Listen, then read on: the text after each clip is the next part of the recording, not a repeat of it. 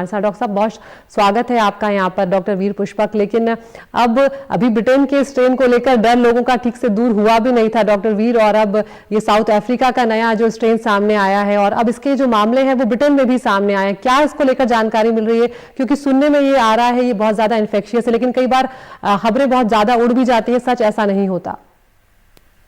जी बिल्कुल अदिति, देखिए इसलिए मैं सिर्फ साइंस के बारे में बात करूंगा। Let's break it down and see कि ये स्ट्रेन जो है ये इतना इंपॉर्टेंट क्यों है। देखिए मैंने आपके शो में एक बार पहले भी कहा था, म्यूटेशंस बहुत कॉमन होती हैं वायरसेस में भी और बैक्टीरिया में भी, लेकिन बिकॉज कोविड-19 एक वर्ल्ड वाइड पैंडेमिक है तो एक एक म्यूटेशन जो भी निकल रही है तो ये बहुत न्यूज बन रही है पूरी दुनिया में। But let's look at the mutation जो यूके में पाई गई पहले।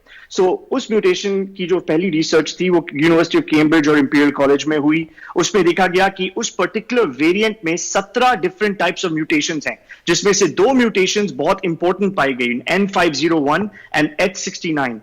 उन दोनों म्यूटेशंस की जो चेंज था डीएनए सीक्वेंसेस में, उसमें वायरस की जो एबिलिटी है स्पाइक प्रोटीन, जिसके बारे में मैंने पहले बात करी है, स्पाइक प्रोटीन जो अटैच करता है हमारे लंग्स के सेल पे, वो उसकी एबिलिटी इंक्रीज करता है।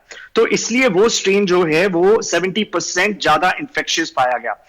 सिमिलरली ये जो साउथ अफ्रीका का नया स्ट्रेन अभी हमने देखा है, साउथ अफ्रीका में जो रिसर्च हुई उसके हिसाब से जो वो बता रहे हैं उसमें भी ऐसे ही सिमिलर डिफरेंसेस हैं, जिसमें वायरस की इन्फेक्शन एबिलिटी जो है वो इंक्रीज हो जाती है। लेकिन इसका मतलब ये नहीं है कि वायरस ज्यादा डेडली या ज्यादा डेंजरस है, बस उसकी इन्फेक्शियस एबिलिटी इंक्रीज है। और ये माना जा रहा है कि यंगर पॉपुलेशन में उसकी एबिलिटी टू इन्फेक्ट वो इंक्रीज हुई है। And you can see that in the numbers. कल 40,000 केसेस हुए हैं यूके में, 750 डेथ्स हुई हैं यूके में, और बिकॉज ऑफ इंटरनेशनल ट्रैवल अब ये स्ट्रेन जो है वो बाकी देशों में भी पाया जा रहा है। जी डॉक्टर वीर, अब जो ये मौतें हुई हैं, जैसे कि कल आपने बताया कल 40,000 के पास मामले जो हैं ब्रिटेन में सामने आए, एक तरह से रिकॉर्ड है ये वहां पर, लेकिन जो मौतें हुई हैं क्या अब ये भी जांच की जाएगी कि इन मौतों की वजह कहीं वो नया स्ट्रेन तो नहीं है?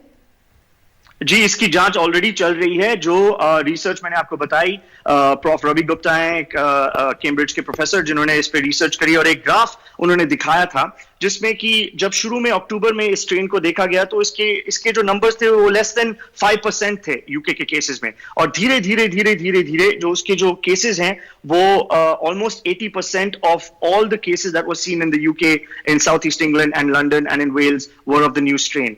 इसलिए ऑलरेडी ये जो स्ट्रेन है वो टेक ओवर कर रहा है in terms of covid cases and covid numbers. जी, अब यहाँ पर डॉक्टर साहब एक सवाल ये भी आएगा कि भारत में पहले ही कई लोग आ चुके हैं, हजारों लोग कम से कम ब्रिटेन से यहाँ पहुंच चुके होंगे। क्या टेस्टिंग टेक्निक्स जो है उसको लेकर कहीं ना कहीं ये सवाल है मन में कि क्या उस स्ट्रेन को जो RT-PCR टेस्ट भारत में किया जा रहा है, जिस तरीके से किया जा रहा है, क्या उस प्रोसीजर से जो नया स्ट्रेन है उसको भारत में पकड़ा जा सकेगा? देखिए, जहां तक अभी तक इंफॉर्मेशन है, RT-PCR में कोई डिफरेंसेस नहीं हुए हैं।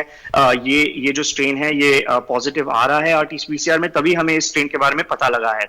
और ये जो पैनिक है जो डिफरेंट कंट्रीज में 40 कंट्रीज ने बैन करी है फ्लाइट्स यूके से, आई थिंक ये थोड़ा एक एग्जैजरेटेड रिस्पॉन्स है। आई थिंक ये स्ट्रेन ऑलरेडी दुनिया में फैल चुका है, भारत में भी इसके कई केसेस ऑलरेडी होंगे। अगर इस पे रिसर्च करी जाए तो वहां पे भी पता लगेगा कि केसेस हैं इस स्ट्रेन के। लेकिन जो इंपॉर्टेंट चीज है देखने वाली वो ये है कि अगले हफ्ते एस्ट्राजेनेका और ऑक्सफोर्ड जो है वो अपनी वैक्सीन को अप्रूवल देने की परमिशन ऑलमोस्ट देने वाला है। So once we get the vaccine, I think India में भी डिफरेंसेस होंगे नंबर्स में, और यूके में भी डिफरेंसेस आएंगे नंबर्स में, because vaccines are still effective even against this strain. बिल्कुल, बहुत शुक्रिया डॉक्टर वीर पुष्पक। और कहीं ना कहीं बायोटेक की CEO जो हैं साहिन साहब, उन्होंने भी कहा है कि वैक्सीन में थोड़े एडजस्टमेंट शायद करने पड़ेंगे, लेकिन बहुत ज़्यादा उसमें वक्त नहीं लगेगा।